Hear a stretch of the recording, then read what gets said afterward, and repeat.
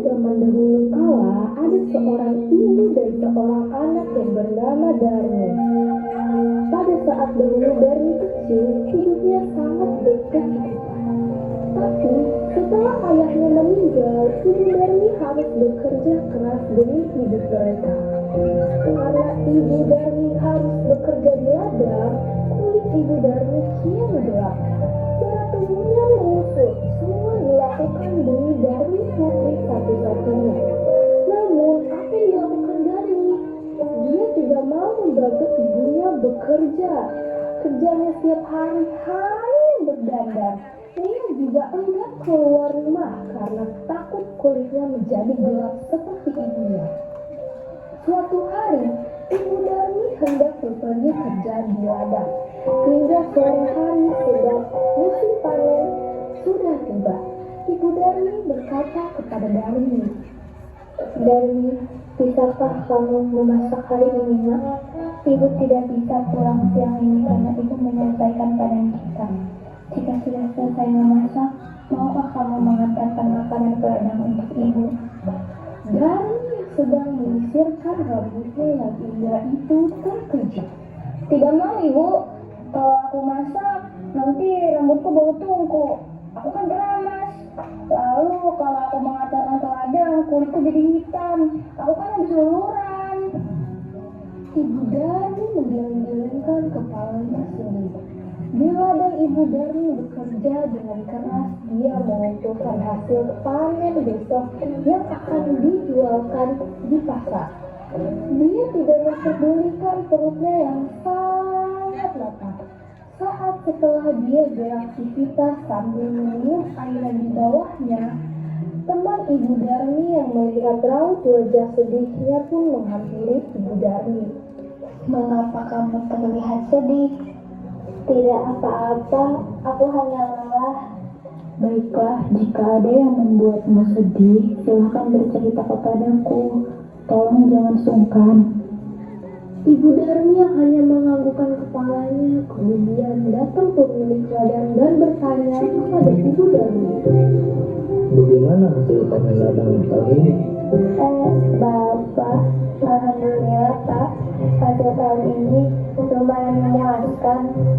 "Oh, bagus. Lanjutkan ya pekerjaan kalian. Saya mau main tenis dulu." Teman ibu Darmi pun meninggalkan ibu Darmi sendirian. Lalu ibu Darmi berdoa dalam hati, "Ya Tuhan, tolong kami, hapuskanlah dia dari sifat malasnya." Setelah pulang dari ladang, ibu Darmi pulang ke rumah dan betapa terkejutnya di sana tidak ada makanan yang bisa dimakan. Darmi sama sekali tidak memasak sehingga ibunya pun malah marah-marah. "Ibu ini kemana saja sih? Masa tidak ada makanan di rumah? Aku kan kelaparan, seharian tidak makan." "Darmi, tadi kan ibu menyuruhmu untuk memasak." "Aku tidak mau, Bu." Darmi meninggalkan ibunya yang kelaparan dan juga lelah.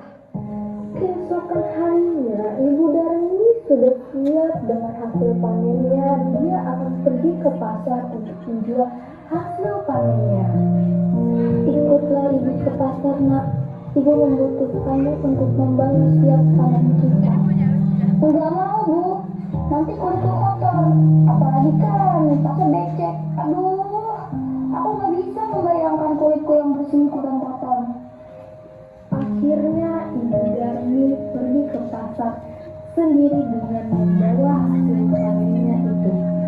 Sorenya ibu Darmi membawa hasil dari jualannya yang tidak terlalu banyak, hanya cukup membeli benih dan makanan beberapa hari.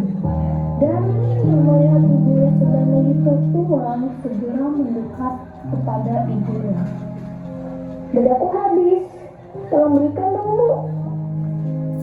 "Iya, besok ibu belikan, tapi kamu harus ikut supaya ibu tidak salah beli." Akhirnya Darmi dengan terpaksa ikut ibunya pergi ke pasar. Tapi Darmi berbisik kepada ibunya, "Ibu, nanti kita bilangnya yang berdampingan. Ibu di belakang saja ya." Kenapa Darmi? Pokoknya ibu jalan di belakangku. Darmi sebenarnya malu berjalan dengan tubuhnya yang berkulit gelap dan wajah yang tak terawat. Tiba-tiba dari tengah jalan ada seorang teman Darmi yang menghampiri dan bertanya kepadanya. Hai Darmi, kamu mau kemana? Aku mau ke pasar. Teman Darmi yang melihat ibu Darmi dengan pandangan penasaran bertanya, dia siapa Darmi? Ibumu ya? Darmi yang tak ingin temannya tahu jika dia punya ibu yang kotor dan jelek segera menjawab, Oh, dia pembantuku. Tentu saja dia bukan ibuku. Amit-amit deh. Betapa sedihnya saat ibu Darmi mendengarnya. Namun, ia hanya menahannya dalam hati. Mereka tetap melanjutkan perjalanan, tetapi Darmi bertanya dengan temannya yang lain. Darmi, mau kemana? Aku mau ke pasar. Siapa yang di belakangmu? Apa dia ibumu? Bukan. Dia bukan ibuku. Dia pembantuku. Sungguh hati ibu Darmi semakin sedih. Betapa teganya anak yang mengaku dirinya sebagai pembantu. Namun sekuat tenaga ia menahannya. Sampailah ibu Darmi dan Darmi di pintu pasar saat mereka akan memasuki pasar. Namun lagi dan lagi Darmi bertemu dengan temannya yang lain. Darmi, tumben kamu ke pasar. Siapa yang berjalan di belakangmu? Itu pembantuku. Ibu Darmi tak kuasa menahan air matanya dan sudah tidak tahan, maka ia pun berdoa dalam hati. Tuhan, hamba sudah tidak kuat dengan sikap anak hamba. Tolong hamba. Kiranya Tuhan untuk menghukum dan membuat menjadi jelas.